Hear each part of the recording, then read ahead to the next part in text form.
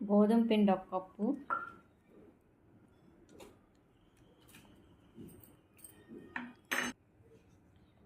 Salt రుచికి సరిపడా, sugar 1.5 spoon వేసాము. మేము 1 కప్ తీసుకున్నాం కాబట్టి.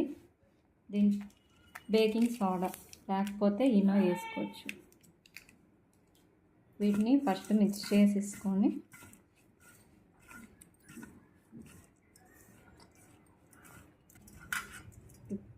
ఇప్పుడు పెరుగు కొంచెం మిక్స్ చేసుకుంటూ అలాగనే మనం పిండి కలుపుకోవాలి. అదేదో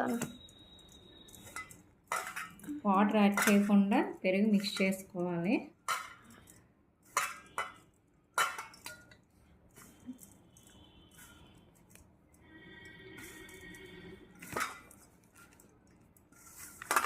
ఈ పిండి అనేది చాలా స్మూత్గా కలుపుకోవాలి.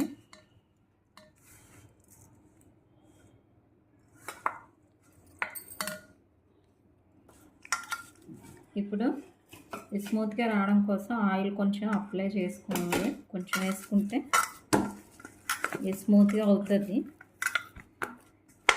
ఒక 15 మినిట్స్ పక్కన పెట్టి ఉంచుకోవాలి స్మూత్గా కలిపి. ఇప్పుడు దీని మీద మూత పెట్టేసి ఉంచుకుందాం. ఇప్పుడు మూత పెట్టి ఒక 15 మినిట్స్ ఉంచుకుందాం.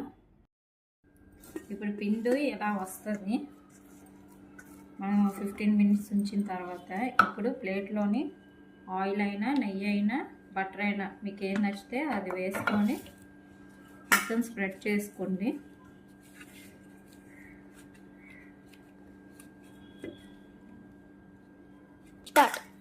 ముందుగా మనం పిండి తయారు చేసి ఉంచుకున్నాం కదా, ఇది ఇలాగా స్ప్రెడ్ చేసుకోవాలి మొత్తం ప్లేట్ మొత్తం.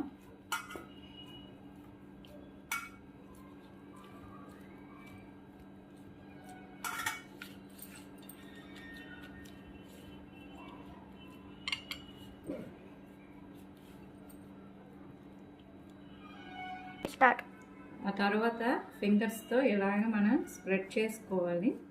చేసుకుంటే ఇప్పుడు ఫోర్క్తో ఇలాగా మనం హోల్స్ పెట్టుకోవాలి.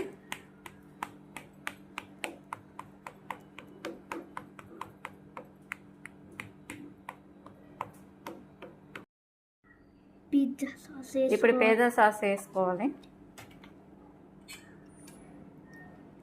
దీన్ని మొత్తం స్ప్రెడ్ చేసుకొని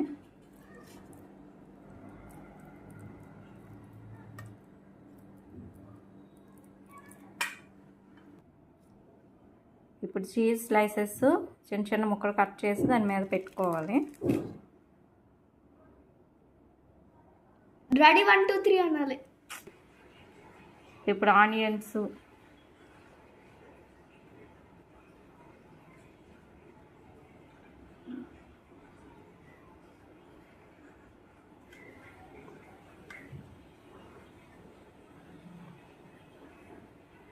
క్యాప్సికము, ఇప్పుడు చీజ్ స్లైసెస్ కూడా పైన వేసుకోవాలి.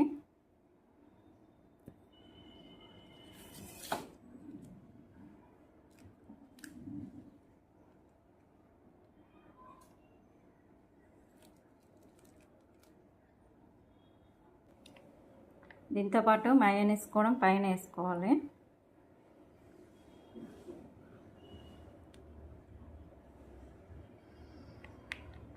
మనం 15 మినిట్స్ మనం హీట్ చేసి ఆల్రెడీ మనం బేక్ చేసి పెట్టుకున్నది ఒక 15 మినిట్స్ ముందుగా పెట్టి ఉంచుకోవాలి.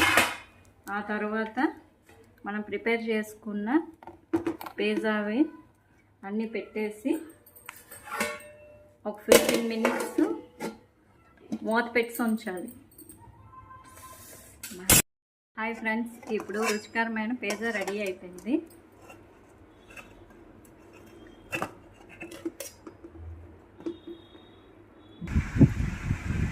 దీని తర్వాత ఇలా కట్ చేసుకొని ఫ్రెండ్స్